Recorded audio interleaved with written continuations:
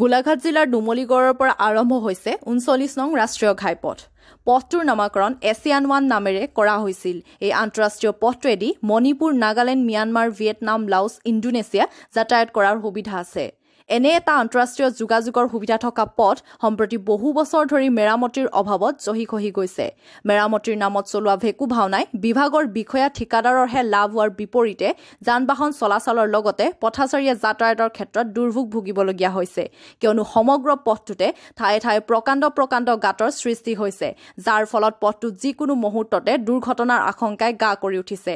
জহি যোৱা সদাব্যস্ত ৰাষ্ট্ৰীয় ঘাইপথটো মেৰামতিৰ ক্ষেত্ৰত শাসনাধিষ্ঠ চৰকাৰ তথা সংশ্লিষ্ট বিভাগে কেনেধৰণৰ ব্যৱস্থা গ্ৰহণ কৰিব সেয়া সময়তহে লক্ষণীয় হ'ব।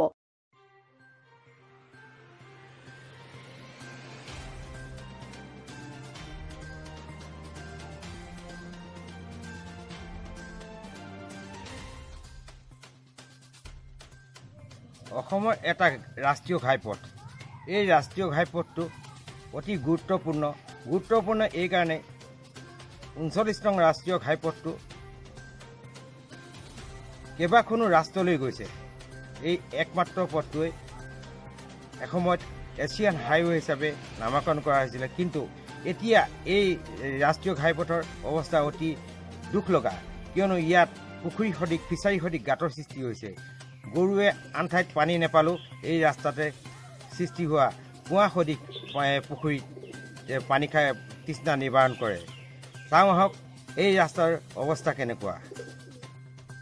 এই ৩৯ নং ৰাষ্ট্ৰীয় ঘাইপথটো বুঢ়ামুখৰ পৰা ঠিক চিলনীজানলৈকে অতি জৰাজীৰ্ণ।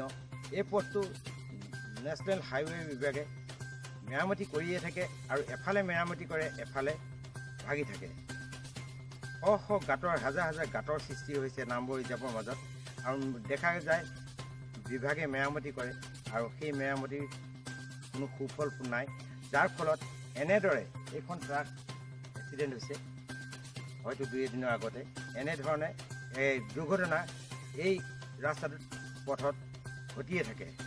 সেয়েহে হাইৱে কৰ্তৃপক্ষই এনেধৰণৰ এই অতি গুৰুত্বপূৰ্ণ ৰাস্তাটো, এইটো হ'ল এছিয়ান হাইৱে বুলি কয়। ইয়াৰ পৰা ম্যানমাৰ, লাওছ, ভিয়েটনাম আদিলৈ যাতায়াত কৰিব পাৰি, আৰু এইটো নুমলীগড়ৰ পৰা আৰম্ভ হৈছে এই ৰাস্তাটো। আৰু এই ৰাস্তাটো যদি মেৰামতি কৰে তেতিয়াহ'লে এটা আন্তঃৰাষ্ট্ৰীয় ৰাস্তা, কেইবাখনো দেশ চুই যোৱা ৰাস্তা জনসাধাৰণৰ কাৰণে মংগল হ'ব। মই প্ৰকাশ শৰ্মা, গোলাঘাট। গোলাঘাটৰ পৰা প্ৰকাশ শৰ্মাৰ ৰিপৰ্ট, প্ৰতিদিন লাইভ আছাম।